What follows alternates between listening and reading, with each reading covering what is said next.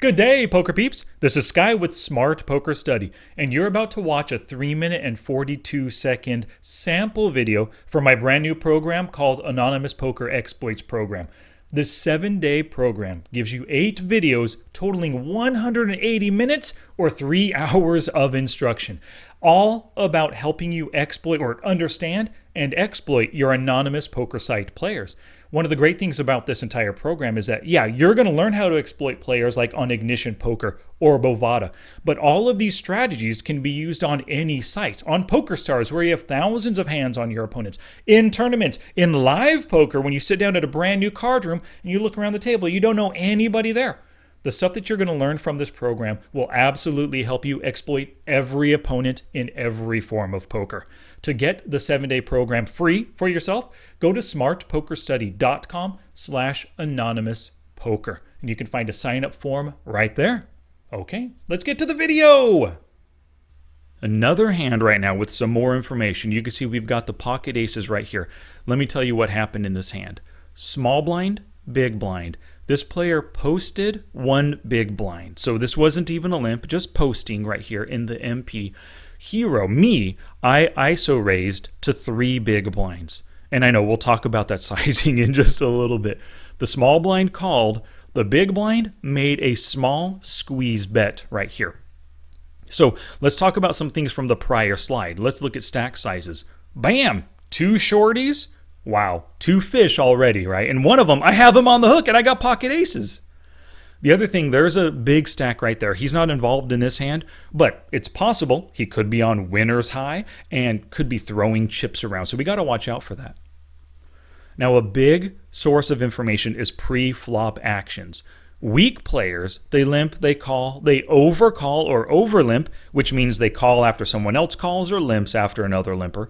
They defend every big blind or every blind, and they post for their very first hand. So this player, player 5, who posted in the MP, often a sign of super weak player. Right here, because most strong players wait for the big blind for their very first hand. Now, aggressive players, well, they open raise, they ISO raise, they 3-bet, they squeeze. So we got a couple of aggressive players at the table for sure right here. Another key thing is bet sizes. Weird or too big or too small of bets often mean a recreational player, often a fish, maybe a maniac, or just right every time equals a reg player, maybe loose aggressive or tight aggressive. So getting back to my 3-bet sizing right there, I absolutely hate it. I probably wasn't really paying attention. I didn't realize that player 5 had posted a blind, and so I just made a standard 3 big blind open raise. So after making this raise to 3 big blinds, let's imagine this player did not 3-bet, they just called.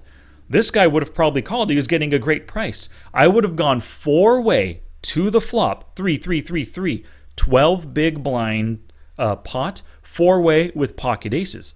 It's not the end of the world, but generally what I would do in a spot like this is I would raise to 6 big blinds with pocket aces with the goal of getting the weakest player heads up to the flop. And you'll learn a lot about that in tomorrow's video. But if I made it 6, fold, and a call, that pot would be 13.5 big blinds, and I'm heads up against another big stacked player. Such a better situation than a 12 big blind pot against 4 players, right? Now, speaking of bet sizes, this is way too small. I don't care if he's bluffing or value betting. He could have pocket aces. Making it 7.5, you're probably almost never getting folds from these 2 players that already committed 3. So if he has aces, he's missing out on value. One or both of us would probably call, instead of 4.5 more, we would call 5, 5.5, 6 more big blinds, missing out on value. Let's say he's bluffing with ace 5 suited right now.